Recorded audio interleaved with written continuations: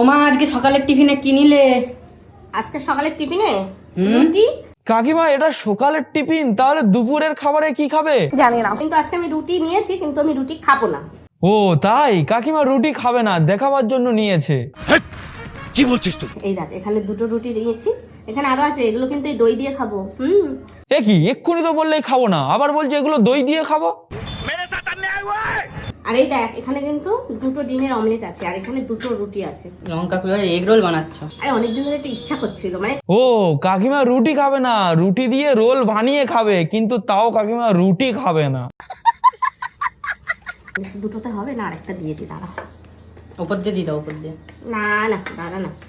না না কাকিমা, দু তিনটে তো হবে না, বাকি যেগুলো আছে সবগুলোই নিয়ে নাও, তাহলেই তো হবে জব্ব রোল। ঠিক বলেছো। খাবো? ইস, দম আটকে মারা যাবা। কি বলছিস ভাই, কাকিমার দম কোথায় আটকাবে? তার আগে তো রুটিগুলো দম আটকে সুসাইড করে নিয়েছে।